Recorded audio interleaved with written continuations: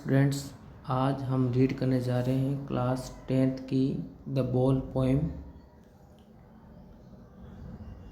A boy loses a ball, he is very upset.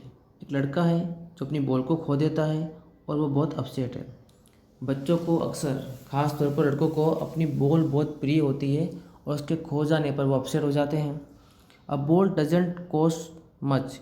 एक ball का जो cost है, जो उसका मूल्य है, वो ज़्यादा नहीं होता। Nor is it difficult to buy another ball. और दूसरी बॉल खरीदना कोई डिफ़िकल्ट कार्य नहीं है, मुश्किल कार्य नहीं है। Why then is the boy so upset.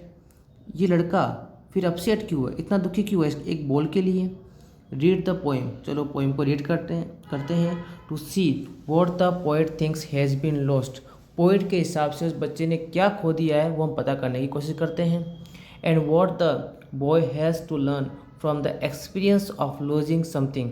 और उस बच्चे ने क्या एक्सपीरियंस किया है किसी चीज़ को खोकर। यानी कि यहाँ पोएट बताना चाह रहा है किसी चीज़ को खोकर हमें किस प्रकार का अनुभव होता है, उस पोएम में दर्शाया गया है। अब हम स्टार्टिंग की लाइन लेते हैं। What is the boy now who has lost his ball, what was he to do. वो लड़का अब क्या कर रहा है जिसने अपनी बॉल को खो दिया है। What is he to do, और वो क्या करेगा, वो क्या कर सकता है। जिस बच्चे ने बॉल खो दी है वो क्या कर सकता है। आई सा इट को, मैंने इसे जाते देखा। आई यूज हुआ है बॉय के लिए, याद रखना आपको। जो आई यूज हुआ है वो बॉय के लिए हुआ है। लड़का कह रहा है कि आई सा इट गो, मैंने इसे जाते देखा। इट मतलब उस बॉल के लिए। लड़का कह रहा है कि मैंने बॉल को जाते देखा। मेरीली बाउंसिंग, वो प्रसन्नता से, मेरी का होता है प्रसन्नता से, खुशी से। बाउंसिंग मतलब कूदते हुए। जब भी बॉल कूदती है तो हमें ऐसा ही लगता है कि वो मान लो खुश है। बच्चे को लग रहा है कि जब बॉल कूद रही है, वो उछल कूद कर रही है, वो खुश है। तो उसने कहा कि मैंने बॉल को जाते देखा प्रसन्नता से उछलते हुए। डाउन द स्ट्रीट, पहले गली में नीचे की ओर, एंड देन मेरली ओवर, और फिर प्रसन्नता से there it is in the water, फिर वो पानी में चले गए। का कह रहा है कि मैंने बॉल को जाते देखा, वो प्रसन्न थी, उछल कूद कर रही थी, और गली से होते हुए कहाँ चली गई, सीधे पानी में चली गई। No use to say O there are other ball. Poet कह रहा है उस बच्चे को अगर ये कहा जाए कि और बहुत सारे बॉल है, लेकिन ये कहना क्या है, व्यर्थ है। An ultimate seeking grief fixes the boy. एक अंतिम हिला देने वाले दुख ने, ग्रीफ में होता है दुख, एक दुख ने उस बच्चे को जकड़ लिया, पकड़ लिया। एज स्टैंड डिजिट, वो डिजिट खड़ा, डिजिट मतलब बिल्कुल भी हिल डुल नहीं रहा है। ट्रेमलिंग, काँप रहा है। स्टेयरिंग, घूर रहा है। डाउन, नीचे की तरफ, यानी कि अपनी बॉल को अभी तक घूर रहा है जहाँ वो पानी में गई है। All his young days into the harbour. उसके जो भी बचपन के दिन थे वो यहीं बीते, इस हार्बर में, इस बंदरगाह पे। वेयर हिज बॉल वेंट, और वहीं उसकी बॉल भी चली गई है उस पानी के अंदर। I would not interred on him, मैं उसे इंटरड नहीं करना चाहता। इंटर मतलब डिस्टर्ब करना, यहाँ मैं समझ सकती हूँ, यानी दखल अंदाजी करना। मैं उसमें दखल अंदाजी नहीं करना चाहता। अ डाइम, डाइम का मतलब होता है सेंट। 10 सेंट, जैसे अपने यहाँ पर रुपीज़ होते हैं, वहाँ अमेरिका में चलते हैं सेंट और डॉलर। डॉलर का 10वां भाग होता है, उसे 10 सेंट यानी कि एक डाइम कहा जाता है। तो एक डाइम ले लो, अनदर बॉल, कोई दूसरी बॉल ले लो, इज़ वर्थलेस। अगर मैं उसे पैसे देता हूँ, एक डाइम देता हूँ या फिर दूसरी बॉल देता हूँ, लेकिन ये क्या है, वर्थलेस है, अर्थहीन है, व्यर्थ है।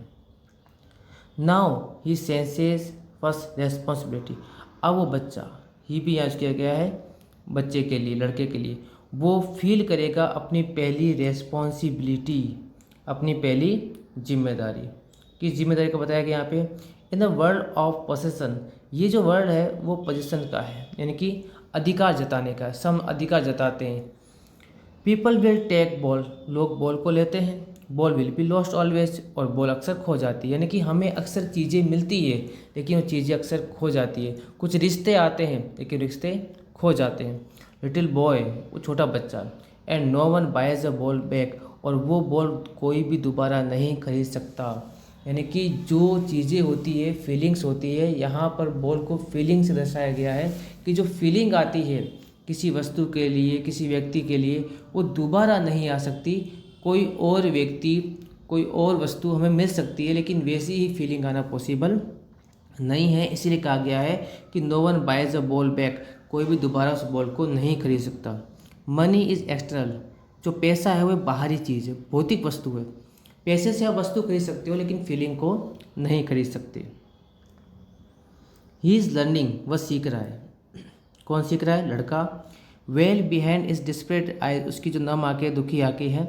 द एपिस्टोमोलॉजी ऑफ लॉस, इस वर्ड को हमें अच्छे से याद कर लेना है। एपिस्टोमोलॉजी, एपिस्टोमोलॉजी के बारे में आपके यहाँ पर नीचे ग्लोसरी में पूरा वर्ड मीनिंग दिया हुआ है, इसको आपको याद कर लेना है। एपिस्टोमोलॉजी का मीन्स होता है द ग्रीक वर्ड इपिस्टीम, इपिस्टीम से बना, इसका होता है नॉलेज। याद रखना आपको, ऐसा क्वेश्चन आ भी सकता है कि what is the meaning of epistemology, तो आपको बताना है the Greek word episteme mean knowledge. ये सिर्फ इपिस्टीम का मीन्स है। इट कम्स फ्रॉम, ये आया है, word meaning to understand, to know, epistemology. ये जो वर्ड है it comes from a word meaning to understand, to know. Episteme का मतलब होता है टू नो, किसी को जानना।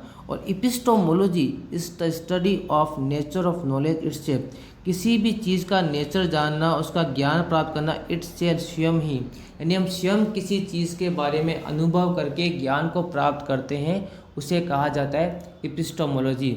आपको ये अच्छे से याद कर लेना है, एग्ज़ाम में पूछा जा सकता है। हालांकि अब तक कहीं पूछा नहीं गया है, लेकिन हमें ऐसे वर्ड को हमेशा ध्यान रखना चाहिए ताकि जानकारी हमें रहे। अब वापस पोएम पे आ जाते हैं।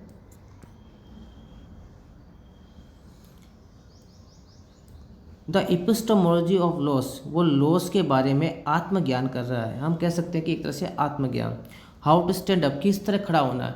अगर हम बच्चे को पहले से ही लाड़ दुलार दे के इसे चुप कर देते हैं तो वो स्वतः ही ज्ञान प्राप्त नहीं कर पाएगा, इसलिए वो खुद खड़ा होना सीख रहा है यहाँ पर। Knowing what every man must one day know, ये हर व्यक्ति को, मैन मतलब यहाँ पर व्यक्ति है, महिला पुरुष से नहीं है, हर व्यक्ति को पता होना चाहिए, सभी को पता होना चाहिए। And most know many days, कुछ को बहुत लंबा समय लगता है, पता लगता है। हाउ टू स्टैंड अप, कि किस तरह खड़ा होना है। यहाँ पर पोएट ने दर्शाया कि जब हम कोई चीज़ को खो देते हैं या कुछ चीज़ हमसे खो जाती है तो उस पर कैसा अनुभव होता है और फिर किस प्रकार हमें उस पर वापस खड़ा होना है, दुख नहीं बताना है। ये पूरी पोएम का यहाँ पर मीन्स बताया गया है, जो आपको याद रखना है।